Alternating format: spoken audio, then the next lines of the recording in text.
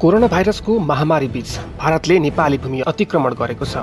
भारतले नेपाली भूमि मिचेर लिपुलेक हुँदै चीनको तिब्बतमा रहेको धार्मिक स्थल मनसरोवर जाने सडक मार्ग खोलेको हो। नेपाली पक्षसँग कुनै सल्लाह नगरी एकतर्फी रूपमा निर्माण गरेको उक्त सडक शुक्रबार भारतका रक्षा मन्त्री राजनाथ सिंहले दिल्लीबाट भिडियो कन्फरेन्स मार्फत उद्घाटन गरेका हुन्। कैलाश मनसरोवर यात्रा रुटका रूपमा राजमार्ग उद्घाटन गर्न पाउँदा म खुसी छु, भारतका रक्षा मन्त्री सिंहले ट्विटरमा भनेका छन्। सुरक्षाकर्मीलाई चीनको सीमासम्म पहुँच कायम भएको र गाउँमा पनि बाटो पुगेको भारतीय रक्षा मन्त्रीको तर्क छ। सडक निर्माण 17 अप्रिलमै सम्पन्न भए पनि उद्घाटन शुक्रबार भएको भारतीय सञ्चार माध्यमले जनाएका छन्। नेपाल भारत लिपुलेकका विषयमा विवाद टुङ्गिन नपाउँदै भारतले लिपुलेकसम्मको सडकको उद्घाटन गरेको हो।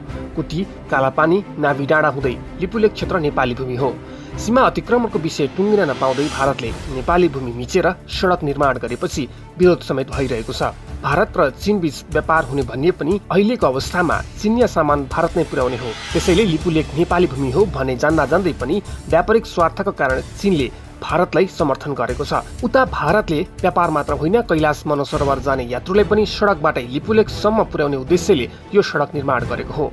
नेपाली भूभागमा पर्ने लिम्पियाधुरा, कालापानी र लिपुलेकलाई यसअघि आफ्नो दाबी गर्दै भारतले नयाँ राजनीतिक नक्सा जारी गरेपछि उत्पन्न विवाद हालसम्म सुल्झन सकेको छैन। नेपालले त्यसबारे कूटनीतिक माध्यमबाट संवाद गर्न भारतीय पक्षलाई पत्रचार पनि गरेको थियो। भारतले वार्ता गर्ने बताए पनि मिति तय नहुँदा दुई मुलुकका परराष्ट्र सचिव स्तरीय बैठक हुन सकेको छैन। तत्कालीन ब्रिटिस इन्डिया र नेपाल बीच 200 वर्ष अगाडि भएको सुगौली सन्धिको अस्पष्टता नै लिपुलेक विवादको सुरुको रूपमा बुझिन्छ। उक्त सन्धिमा नेपालको पश्चिमी सिमाना काली नदी भनेर तोकिएको छ, तर उक्त नदीको मुहानबारे उल्लेख गरिएको छैन। लिपुलेक वा लिपुलेकको पश्चिम हाल भारतमा पर्ने भनिएको लिम्पियाधुरा या कालापानी भन्दा केही तल पर्ने काली मन्दिर मध्ये कुनलाई काली नदीको मुहान मान्ने भन्नेमा भिन्न भिन्न धारणा छ। नदीको सबैभन्दा ठूलो र लामो स्वरूप जहाँबाट निस्कन्छ त्यसैलाई नै मुहान मान्नुपर्ने भन्दै कतिपय नेपाली इतिहासविद तथा सीमाविदहरू लिम्पियाधुरातिरको भाग नेपालमै पर्ने तर्क गर्छन्। सीमाविद बुद्धिनारायण श्रेष्ठ भन्छन्, सन् 1960 भन्दा अघिका सम्पूर्ण नक्साहरूमा लिम्पियाधुराबाट निस्किएको काली भनेर लेखिएको छ। त्यसपछिका नक्साहरूमा चाहिँ त्यो काली नदीलाई कुटी याङ्दी भन्नेमा बदलेर लिपुलेक भन्ज्याङबाट निस्किएको नदीलाई चाहिँ काली भनेर लेखिएको पाइएको छ। अर्को भारतीय नक्साहरूमा चाहिँ यी दुवैलाई हटाएर टिङ्कर भन्ज्याङ नजिकै पङ्खाघाट खोला नजिकको कालीको मन्दिरबाट निस्किएको नदीलाई काली भनिएको छ। भारतले आफ्नो नाकाको रूपमा लिपुलेकबाट भारतीय तीर्थयात्रीहरूलाई चीनको मनसरोवर यात्रा गराउनेदेखि लिएर कालापानीमा इन्डो टिबेटन बोर्डर पुलिस फोर्सका सुरक्षाकर्मीहरू तैनात गर्नेसम्मको काम गरिरहेको छ। कालापानीलाई विवादित क्षेत्रको रूपमा स्वीकार्दै आएको उत्तरी छिमेकी चीनले पनि लिपुलेकबाट द्विपक्षीय सीमा व्यापार विस्तार गर्न भारतलाई साथ दिएपछि मात्रै नेपाली पक्ष झस्किए जस्तो देखिन्छ। मोदीले 2072 जेठमा चीन भ्रमण गरेका बेला चीनिया राष्ट्रपति सी जिनपिङसँग गरेको सहमतिको एक बुँदामा लिपुलेकलाई भारत चीन बीचको व्यापारिक नाकाको रूपमा विकास गर्ने उल्लेख थियो। उक्त सहमति हुँदा पनि नेपाल बेखबर थियो। त्यसपछि नेपालका तर्फबाट परराष्ट्र मन्त्रालयले उक्त सम्झौताका विषयमा दुवै मुलुकलाई कूटनीतिक नोट लेखे पनि त्यो मामिला अझैसम्म सुल्झन सकेको छैन। सीमा अतिक्रमणको विषय टुङ्गिन नपाउँदै भारतले नेपाली भूमि मिचेर सडक निर्माण गरेपछि विरोध समेत भइरहेको छ। प्रमुख प्रतिपक्षी दल नेपाली कांग्रेसले यसबारे सरकारको धारणा माग गरेको छ। कांग्रेस प्रवक्ता विश्वप्रकाश शर्माले ट्विट गर्दै सरकारको धारणा माग गरेका हुन्। उनले नेपाली भूभागहरूबारे उच्चस्तरीय कूटनैतिक पहल मार्फत दीर्घकालीन समाधान खोज्न सरकारको दायित्व पुनः स्मरण गराएका छन्। त्यस्तै राष्ट्रिय प्रजातन्त्र पार्टीका अध्यक्ष कमल थापाले नेपाली भूमि लिम्पियाधुरा र लिपुलेकमा रहेका भारतीय सेना फिर्ताको सट्टा लिपुलेकसम्म बाटो बनाई यातायातका निमित्त खुलिएको घटनाको विरोध गरेका छन्। त्यस्तै साझा पार्टीद्वारा पनि भारतको हेपा प्रवृत्तिको भर्त्सना गरेको छ। त्यस्तै नेता जनार्दन शर्माले एकपटक आफ्नो सार्वभौमिकता र अधिकारको लागि आवाज बुलन्द गरौँ भनी ट्विट गरेका छन्। त्यस्तै ट्विटरमै नारायणकाजी श्रेष्ठ लेख्छन्, भारतले अनधिकृत रूपमा कब्जा गरेको र आफैले समेत विवादित भनी स्वीकार गरेको पश्चिम सीमा क्षेत्रको नेपाली भूमिमा सडक बनाई हिजो उद्घाटन गरेको कार्यप्रति घोर आपत्ति प्रकट गर्दै भर्त्सना गर्दछु। हामी सबै कोरोना विरुद्ध लडिरहेको अवस्थामा गरिएको यो अतिक्रमणको विरुद्ध सरकारले त्यो कदम चालोस् भनी लेखेका छन्। नेपाली भूमि मिचेर भारतले लिपुलेकमा सडक निर्माण गरेपछि रवि लामिछानेले ट्विटरमा आफ्नो प्रतिक्रिया दिएका छन्। उनले लेखेका छन्, के यो हामी हैसियतबिन हुँदै गएको सूचक हो? सत्ता जोगियो तर सीमा जोगिएन भने, स्वाधीनता स्वाभिमान जोगिएन भने राज्य हुनु नहुनुमा फरक हुँदैन। एउटा छिमेकी सुरक्षाकर्मी कुट्ने, अर्को छिमेकी हाम्रो सीमा लुट्ने, अनि हामी चाहिँ दुवै छिमेकीसँग आपसी सम्बन्ध सुमधुर छ भन्दै काप्दै गफ छुट्ने।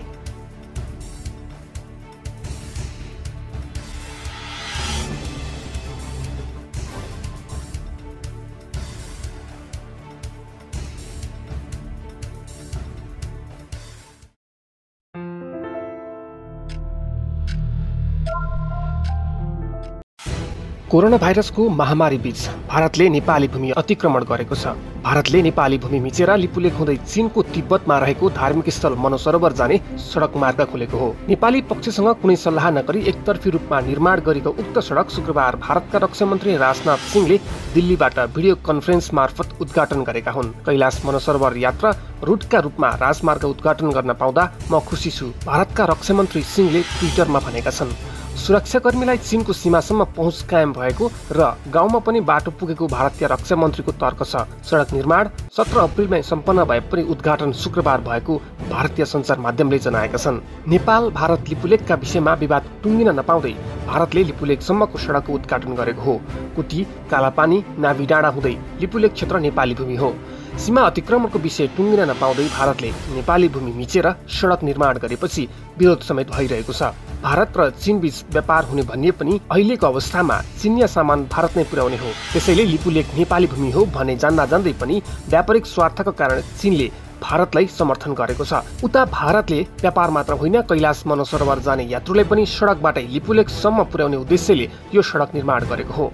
नेपाली भूभागमा पर्ने लिम्पियाधुरा, कालापानी र लिपुलेकलाई यसअघि आफ्नो दाबी गर्दै भारतले नयाँ राजनीतिक नक्सा जारी गरेपछि उत्पन्न विवाद हालसम्म सुल्झन सकेको छैन। नेपालले त्यसबारे कूटनीतिक माध्यमबाट संवाद गर्न भारतीय पक्षलाई पत्रचार पनि गरेको थियो। भारतले वार्ता गर्ने बताए पनि मिति तय नहुँदा दुई मुलुकका परराष्ट्र सचिव स्तरीय बैठक हुन सकेको छैन। तत्कालीन ब्रिटिस इन्डिया र नेपाल बीच 200 वर्ष अगाडि भएको सुगौली सन्धिको अस्पष्टता नै लिपुलेक विवादको सुरुको रूपमा बुझिन्छ। उक्त सन्धिमा नेपालको पश्चिमी सिमाना काली नदी भनेर तोकिएको छ, तर उक्त नदीको मुहानबारे उल्लेख गरिएको छैन। लिपुलेक वा लिपुलेकको पश्चिम हाल भारतमा पर्ने भनिएको लिम्पियाधुरा या कालापानी भन्दा केही तल पर्ने काली मन्दिर मध्ये कुनलाई काली नदीको मुहान मान्ने भन्नेमा भिन्न भिन्न धारणा छ। नदीको सबैभन्दा ठूलो र लामो स्वरूप जहाँबाट निस्कन्छ त्यसैलाई नै मुहान मान्नुपर्ने भन्दै कतिपय नेपाली इतिहासविद तथा सीमाविदहरू लिम्पियाधुरातिरको भाग नेपालमै पर्ने तर्क गर्छन्। सीमाविद बुद्धिनारायण श्रेष्ठ भन्छन्, सन् 1960 भन्दा अघिका सम्पूर्ण नक्साहरूमा लिम्पियाधुराबाट निस्किएको काली भनेर लेखिएको छ। त्यसपछिका नक्साहरूमा चाहिँ त्यो काली नदीलाई कुटी याङ्दी भन्नेमा बदलेर लिपुलेक भन्ज्याङबाट निस्किएको नदीलाई चाहिँ काली भनेर लेखिएको पाइएको छ। अर्को भारतीय नक्साहरूमा चाहिँ यी दुवैलाई हटाएर टिङ्कर भन्ज्याङ नजिकै पङ्खाघाट खोला नजिकको कालीको मन्दिरबाट निस्किएको नदीलाई काली भनिएको छ। भारतले आफ्नो नाकाको रूपमा लिपुलेकबाट भारतीय तीर्थयात्रीहरूलाई चीनको मनसरोवर यात्रा गराउनेदेखि लिएर कालापानीमा इन्डो टिबेटन बोर्डर पुलिस फोर्सका सुरक्षाकर्मीहरू तैनात गर्नेसम्मको काम गरिरहेको छ। कालापानीलाई विवादित क्षेत्रको रूपमा स्वीकार्दै आएको उत्तरी छिमेकी चीनले पनि लिपुलेकबाट द्विपक्षीय सीमा व्यापार विस्तार गर्न भारतलाई साथ दिएपछि मात्रै नेपाली पक्ष झस्किए जस्तो देखिन्छ। मोदीले 2072 जेठमा चीन भ्रमण गरेका बेला चीनिया राष्ट्रपति सी जिनपिङसँग गरेको सहमतिको एक बुँदामा लिपुलेकलाई भारत चीन बीचको व्यापारिक नाकाको रूपमा विकास गर्ने उल्लेख थियो। उक्त सहमति हुँदा पनि नेपाल बेखबर थियो। त्यसपछि नेपालका तर्फबाट परराष्ट्र मन्त्रालयले उक्त सम्झौताका विषयमा दुवै मुलुकलाई कूटनीतिक नोट लेखे पनि त्यो मामिला अझैसम्म सुल्झन सकेको छैन। सीमा अतिक्रमणको विषय टुङ्गिन नपाउँदै भारतले नेपाली भूमि मिचेर सडक निर्माण गरेपछि विरोध समेत भइरहेको छ। प्रमुख प्रतिपक्षी दल नेपाली कङ्ग्रेसले यसबारे सरकारको धारणा माग गरेको छ। कङ्ग्रेस प्रवक्ता विश्वप्रकाश शर्माले ट्विट गर्दै सरकारको धारणा माग गरेका हुन्। उनले नेपाली भूभागहरूबारे उच्चस्तरीय कूटनैतिक पहल मार्फत दीर्घकालीन समाधान खोज्न सरकारको दायित्व पुनः स्मरण गराएका छन्। त्यस्तै राष्ट्रिय प्रजातन्त्र पार्टीका अध्यक्ष कमल थापाले नेपाली भूमि लिम्पियाधुरा र लिपुलेकमा रहेका भारतीय सेना फिर्ताको सट्टा लिपुलेकसम्म बाटो बनाई यातायातका निमित्त खुलिएको घटनाको विरोध गरेका छन्। त्यस्तै साझा पार्टीद्वारा पनि भारतको हेपा प्रवृत्तिको भर्त्सना गरेको छ। त्यस्तै नेता जनार्दन शर्माले एकपटक आफ्नो सार्वभौमिकता र अधिकारको लागि आवाज बुलन्द गरौँ भनी ट्विट गरेका छन्। त्यस्तै ट्विटरमै नारायणकाजी श्रेष्ठ लेख्छन्, भारतले अनधिकृत रूपमा कब्जा गरेको र आफैले समेत विवादित भनी स्वीकार गरेको पश्चिम सीमा क्षेत्रको नेपाली भूमिमा सडक बनाई हिजो उद्घाटन गरेको कार्यप्रति घोर आपत्ति प्रकट गर्दै भर्त्सना गर्दछु। हामी सबै कोरोना विरुद्ध लडिरहेको अवस्थामा गरिएको यो अतिक्रमणको विरुद्ध सरकारले कदम चालोस् भनी लेखेका छन्। लेखक